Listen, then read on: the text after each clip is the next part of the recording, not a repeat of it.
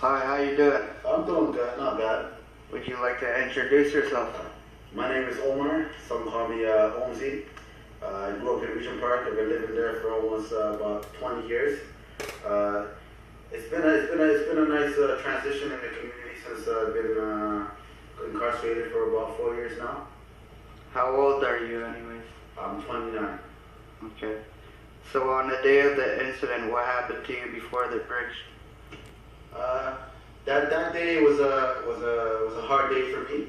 I had an argument with my mother, and which let me run away from her, and we got into a big fight. So that's what happened that day.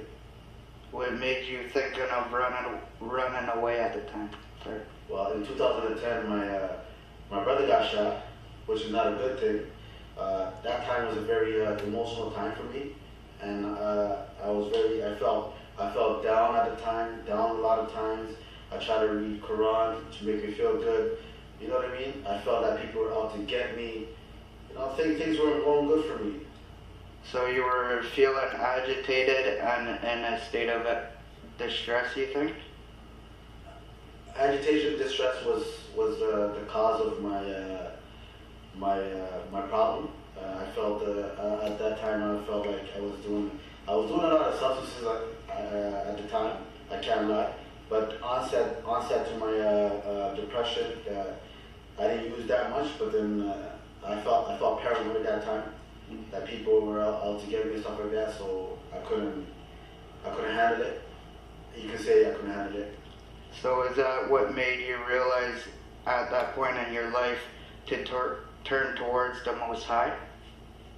The Most High for me was a game changer for me. It was a turning point because at that time I did go to the mosque. That time I did have a relationship with God, the Most High, and one day I wanted to take my life.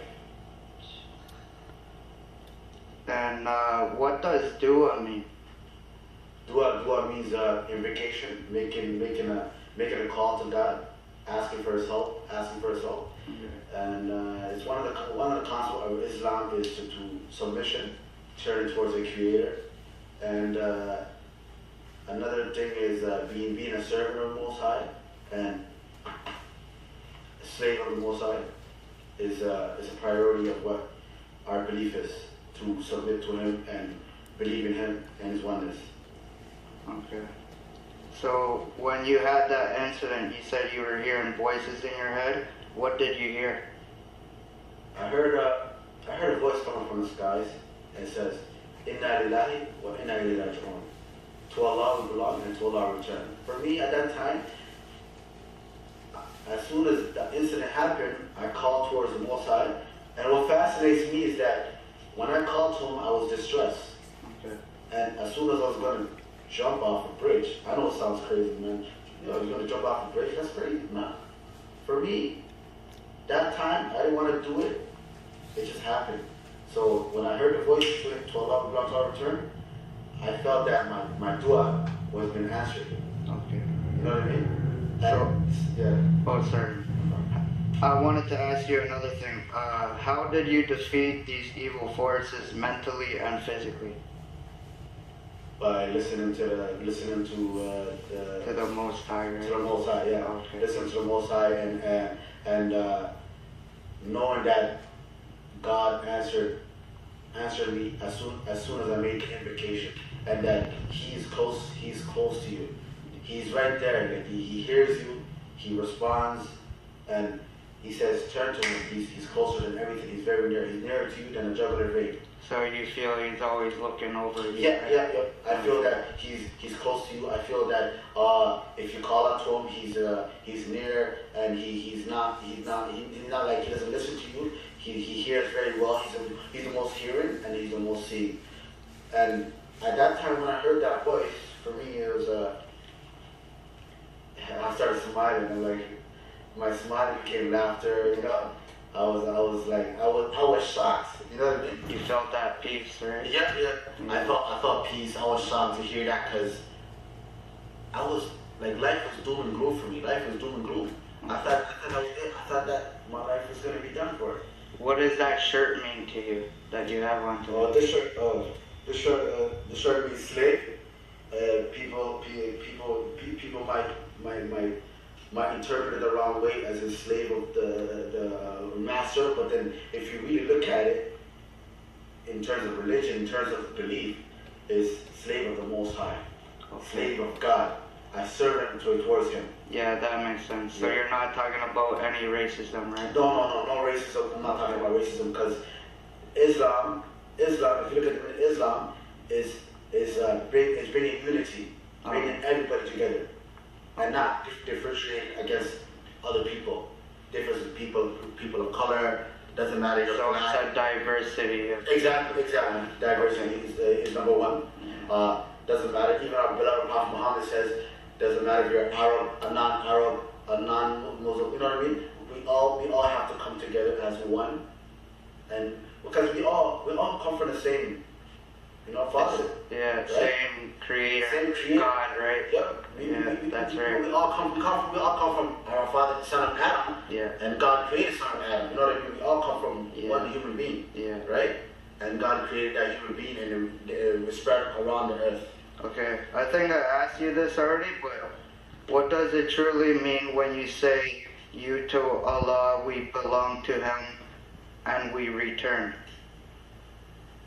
It's funny because people look at the word "to Allah belong, to Allah return," like they think, "Oh, what does that mean? What does that mean?" If you look at the meaning, right? If you look at the meaning, before you came to this earth, who were you? So you're saying your soul or your spirit goes up back to the Creator? Yep. That's exactly what you're saying, right? That's exactly what I'm saying, yep. Okay. That we came from one being. We came from one being. And He created us out of, He created us out of nothing, like nothing. Okay. You know what I mean? Yeah. And for us to be here, we came alone and we die alone. No, everybody comes into existence in this world, people that are non-religious, or they're going to have that question, atheists, or they're going to have that question, why are we here in this earth? What is our purpose? Yeah. That's the question they're going to ask. And if you look at the definition of the question, they're going to ask, to God we came, and to Him we return. And the essence of it, it means it focuses on a broader range of the next life. Okay. I don't want to get into too much detail, but I'm just saying, if you look at the essence of it. I don't mean to stop you, but back to Camp H. What do you think about that place? Okay, Camp H, Camp H, honestly, like I'm not hating on the place or anything like that, but like there are people, doctors, nurses that treated me well, and there are doctors and nurses that didn't treat me well. Okay. Right? Can you explain what happened in there? Like, what did you suffer, and like, what you like thought like what they were doing to you wasn't right? See, at the time of the scenario at the bridge where I ran away, right? The police caught me after and took me to the hospital. Just because I had an altercation with a police officer, the time where I heard a voice and I was going to jump off the bridge, which I did not, and that me, I'm a normal human being. Did right? did that police officer try to save you though, or the police officer? See, I thank that police officer what he did. I thank him because in most situations, in situations like that, it's not like I could have got shot. I could have got shot. I could have got killed.